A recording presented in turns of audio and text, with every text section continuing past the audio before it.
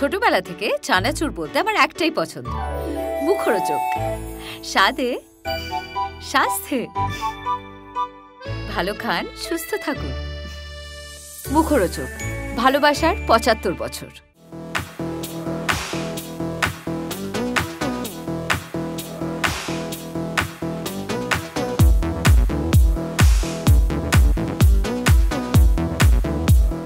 একটাই কথা,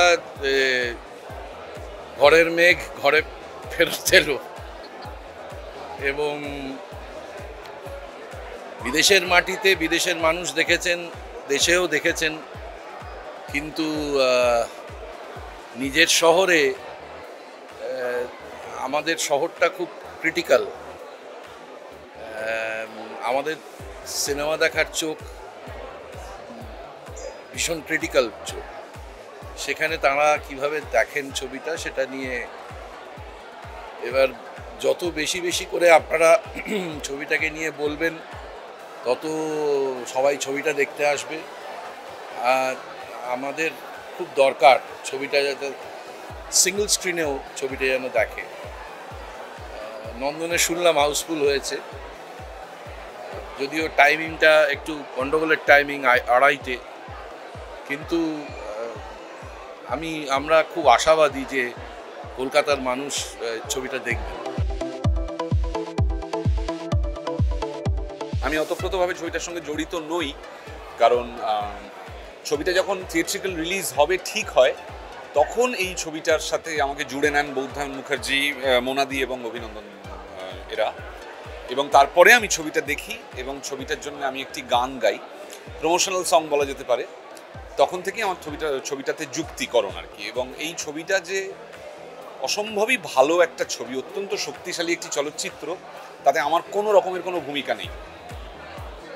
প্রেজেন্স বা নিবেদন, আমি জানি না বৌদ্ধায়নদা যেটা মনে করেছিলেন অভিনন্দন মোনালিসা দি, যে এই নামটা দিলে হয়তো ২০ জন, ২৫ জন, ৩০ জনে যদি বেশি আসেন, আমি জানি না সেটা কতটা বাস্তব, কিন্তু যদি সত্যি সেটা হয় তাহলে আমার খুব ভালো লাগবে।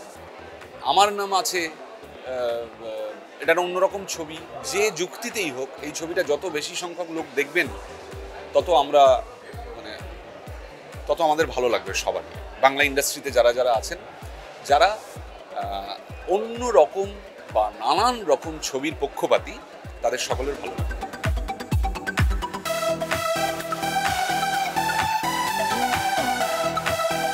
কলকাতাতে একটা ফেস্টিভ্যালে শো হয়ে গেছে, কিন্তু আমার দেখা হয়নি।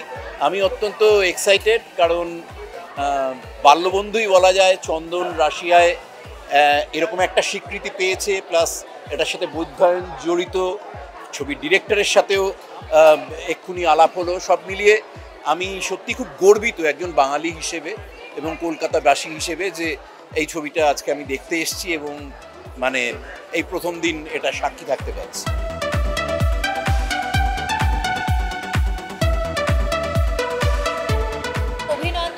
বহুদিনের বন্ধু। আমি জানি অভিনন্দন যখন থেকে ছবিটা বানাচ্ছে, তার মিউজিক শোনা, অভিনন্দনের শুটিং ফেজ থেকে, আর বাডি অ্যান্ড বৌদ্ধায়নদা অ্যান্ড মোনাদি আমার খুব ক্লোজ।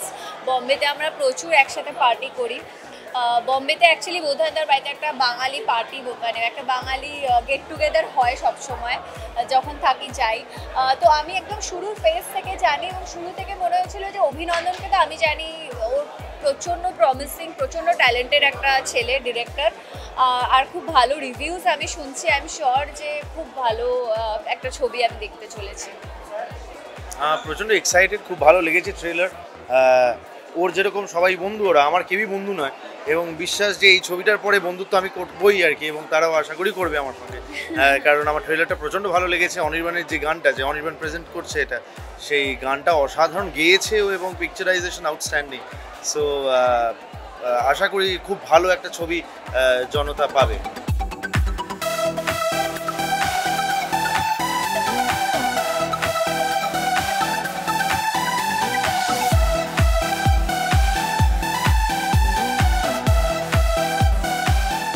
চন্দনদার ছবি, অভিনন্দন ব্যানার্জির প্রথম ছবি। এই অভিনন্দনের সাথেও আমি আগে কাজ করেছি, বৌদ্ধায়নের সাথেও আমি আগে কাজ করেছি। সো এই গোটা টিমটা আমার খুব ক্লোজ টু মাই হার্ট। এবং আমি ট্রেলার দেখে গান শুনে ছবিটা সম্পর্কে লেখালেখি পড়ে খুবই এক্সাইটেড এবং I am looking forward to এই ছবিটা দেখার জন্য। এই ধরনের ছবি তো আজকাল হওয়া প্রায় বন্ধই হয়ে গেছে, তো আমি আশা করবো একটা খুব অন্য ধরনের একটা ছবি দেখতে চলেছি।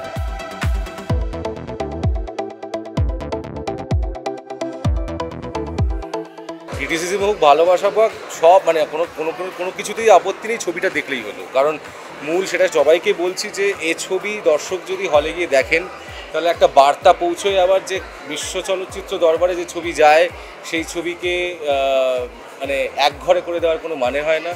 যেমন আগে আমাদের সময় ছিল যখন মৃণালবাবু বা সত্যজিৎবাবু বা ঋত্বিকবাবু যখন ছবি বানাতেন, পরবর্তীকালে বুদ্ধদেব দাশগুপ্ত, ঋতুপর্ণ ঘোষ, গৌতম ঘোষ, অপর্ণা সেন যখন ছবি বানিয়েছেন, মানে যখন এক ছবিটা বার্লিনে গেছে, কানে গেছে বা যেখানেই গিয়ে থাকুক না কেন, এখানে আসে প্রেক্ষাগৃহে হল ভরিয়ে দিতেন লোকেরা, দর্শকেরা।